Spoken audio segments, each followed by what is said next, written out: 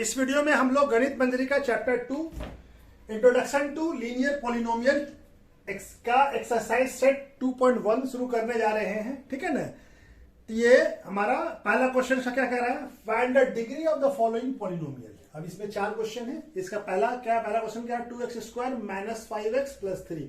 तब हमारा वेरिएबल कौन सा है, x है। यहाँ पे वेरिएबल क्या है, x है। x का हाईएस्ट पावर क्या है, हाईएस्ट पावर ऑफ x क्या है, 2 है। ठीक है ना। यहाँ पे x का पावर 2 है, यहाँ पे x का पावर 1 है, यहाँ पे नहीं है, कोई कांस्टेंट टर्म है।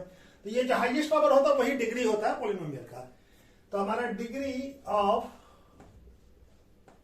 पॉलिनोमियल क्या हो जाएगा,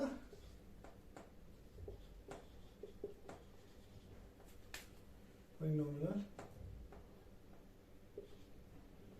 इस क्या हो जाएगा, हाईएस्ट पावर ऑफ वेरिएबल। यहां पे वेरिएबल क्या है, x। तो क्या है, x का पावर क्या है, 2। तो डिग्री क्या हो जाएगा, डिग्री इक्वल टू क्या हो जाएगा, 2। ठीक है। तो चलिए दूसरा क्वेश्चन करते हैं इसका। तो इसका डिग्री क्या हो जाएगा, इसका डिग्री क्या वेरिएबल क्या है, y। तो y पे हाईएस्ट पावर कितना है, 3। तो डिग्री क्या हो जाएगा, 3।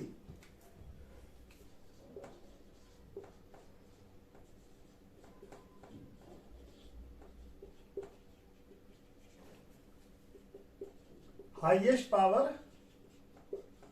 ऑफ वेरिएबल y क्या हो जाएगा, डिग्री कितना है, ये 3। ठीक है ना। तो डिग्री ऑफ पॉलिनोमियल क्या हो जाएगा,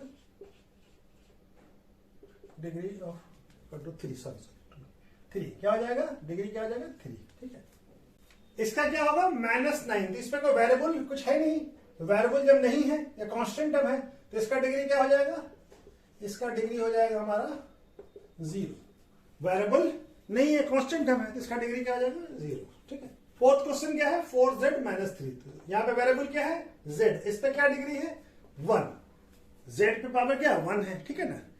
तो हमारा क्या हो गया, डिग्री ऑफ पॉलिनोमियल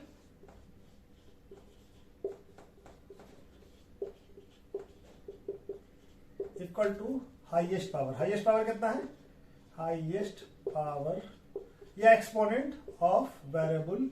कौन सा वेरिएबल है इस पॉलिनोमियल में, z इक्वल टू क्या है, 1। तो डिग्री क्या हो जाएगा, इक्वल टू 1। ठीक है। क्या आ गया, चलिए दूसरा क्वेश्चन करते हैं। क्वेश्चन नंबर 2 क्या कह रहा है, right the polynomial of degree 1, degree 2 and degree 3। देखिए पॉलिनोमियल लिख रहे हैं डिग्री 1 का, डिग्री 2 का और डिग्री 3 का। तो पहले डिग्री 1 का लिख लेते हैं, डिग्री 1 का पॉलिनोमियल। ठीक है।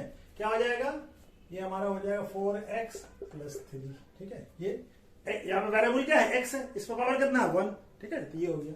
उसी तरह से डिग्री 2 का भी लिख लीजिए, डिग्री 2 का। ठीक है।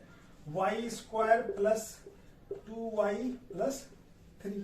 ठीक है ना। तो ये क्या हो गया, यहाँ पे वेरिएबल क्या है, y है। अब इस पर हाईएस्ट पावर कितना है, 2। तो ये हो गया 2 डिग्री का। उसी तरह से डिग्री 3 का भी लिख लीजिए, डिग्री 3 का क्या है, x³ + x² + 5। ठीक है ना। तो यहाँ पे वेरिएबल क्या है, x का हाईएस्ट पावर क्या है, 3। तो ये डिग्री 3 हो गया। ठीक है। तो इस तरह से तीनों का लिखा गया। ठीक है।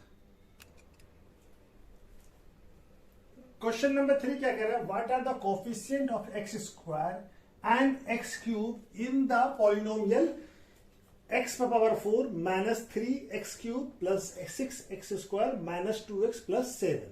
ठीक है ना। इसका कोफिशिएंट बताना है, किसका, x² और x³ का। हमारा एक पॉलिनोमियल क्या दिया हुआ है, x पर power 4 - 3x³ + 6x² - 2x + 7।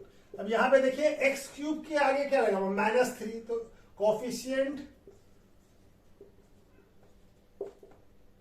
Of x³ क्या हो जाएगा, -3।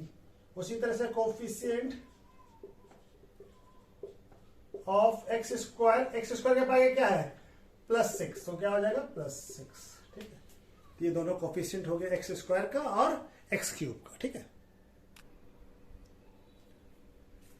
क्वेश्चन नंबर 4 क्या कह रहा है, what is the coefficient of z in the polynomial 4z³ + 5z² - 11। तो ये हमारा पॉलिनोमियल है 4z³ प्लस 5z² माइनस 11। इसमें किसका बताना, coefficient of z। Coefficient of z देखिए, z का कोई टर्म है क्या है, यहाँ पे जो टर्म है ये z³ का टर्म है और ये z² है, z का कोई टर्म नहीं है, 11 तो कांस्टेंट टर्म है।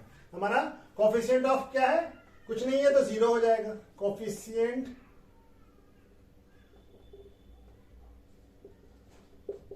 ऑफ z क्या है, नहीं कुछ है, z का टर्म नहीं है, z³ और z² का टर्म है, तो z का टर्म क्या हो जाएगा, कोफिशिएंट ऑफ z क्या हो जाएगा, 0। ठीक है ना, क्या हो जाएगा, 0।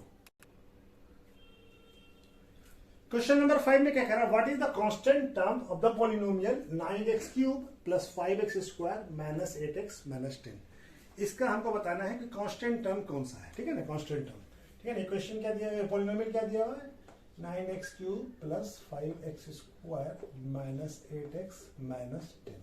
अब इसमें कांस्टेंट टर्म किसको कहते हैं, जिसमें कोई वेरिएबल नहीं हो, जैसे इसमें वेरिएबल है x³, यहाँ पे क्या x², यहाँ पे 8x है।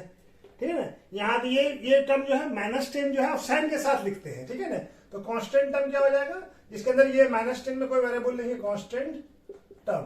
तो क्या हो जाएगा कांस्टेंट टर्म, -10 साइन के साथ लिखेंगे -10। ठीक है ना, कांस्टेंट टर्म क्या आ गया, -10। ठीक है, तो चलिए इस तरह से ये एक्सरसाइज सेट 1.2.1 कंप्लीट हुआ। ठीक है, तो बाकी जो है 2.2 नेक्स्ट वीडियो में करते हैं। ठीक है, ओके, थैंक यू। अगर वीडियो अच्छा लगे तो इसको लाइक और सब्सक्राइब कीजिए और ज्यादा से ज्यादा लोगों के साथ शेयर कीजिए। ठीक है, चलिए, ओके।